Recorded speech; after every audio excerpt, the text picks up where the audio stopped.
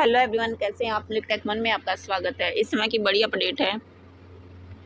दिल्ली अधीनस्थ सेवा चयन बोर्ड के द्वारा चयनित हरियाणा के कुछ अभ्यर्थियों को ईडब्ल्यूएस प्रमाण पत्र के आधार पर नियुक्ति पत्र वापस लेने पर हरियाणा सरकार ने आपत्ति जताई है। डीएसएसबी के द्वारा कुछ आपत्ति जताई गई है। क्या आपत्ति है? मुख्य सचिव TVSN प्रसाद ने इस बार दिल्ली के मुख्य सचिव, दिल्ली के शिक्षा विभाग के सचिव, DSSB के सचिव और दिल्ली शिक्षा निदेशालय को एक पत्र लिखा है। साथ ही अपील की है कि अंतिम तिथि से पहले या बाद में 1 जनवरी से 31 मार्च 2021 के बीच अवधि के दौरान सक्षम प्राधिकरण द्वारा जारी ईडब्ल्यूएस आय तथा संपत्ति प्रमाण पत्रों को वैध माना जाए। संबंधित उम्मीदवारों को अपना कार्यभार जारी रखने की अनुमति दी जाए। हरियाणा ने दिल्ली शिक्षा अधिकारियों के साथ बैठक करके अपने मानव संसाधन विभाग के महानिदेशालय को भेजने का प्रस्ताव रखा। उन्होंने कहा कि सरकार के ध्यान में आया है कि 1 जनवरी से 31 मार्च 2021 के बीच जारी किए गए ईडब्ल्यूएस प्रमाण पत्रों के आधार पर दिल्ली बोर्ड ने हरियाणा के अभ्यर्थियों की नियुक्ति रद्द कर दी है। कुछ ईडब्ल्यूएस प्रमाण पत्र तहसीलदारों की बजाय उस क्षेत्र के नायब तहसीलदारों के द्वारा जारी किए गए थे। इसी तरह कुछ ऐसे मामले सामने आए हैं जहां आवेदन के समय सीमा के बाद प्रमाण पत्र दिए गए हैं।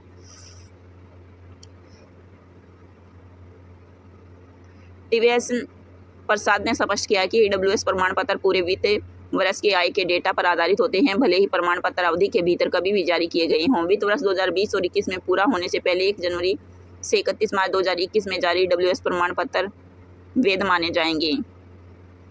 वहीं मुख्य सचिव ने कहा है कि online portal https saralharyana.government.in launch किया गया। इस पोर्टल के माध्यम से जाति प्रमाण पत्र, आय प्रमाण पत्र, आर्थिक रूप से कमजोर वर्ग ईडब्ल्यूएस प्रमाण पत्र प्राप्त किए जा सकते हैं। वर्ष 2021 और 22 की अवधि के दौरान की गई इस पहल का मकसद प्रक्रिया में सरल बनाना और फर्जीवाड़ा रोकना है। जब कोई उम्मीदवार पोर्टल के माध्यम से ईडब्ल्यूएस प्रमाण पत्र के लिए आवेदन करता है तो सिस्टम स्वचालित रूप से डाटाबेस आय और जाति डेटा प्राप्त कर लेता है।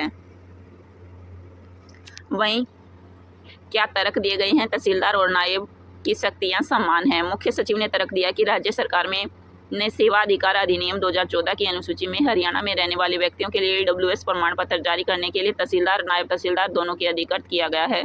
7 दिसंबर 2023 से जारी एक पत्र के माध्यम से नायब तहसीलदार के द्वारा जारी किए गए ईडब्ल्यूएस प्रमाण पत्रों में सत्य और वास्तविक मानने का निर्णय लिया गया है।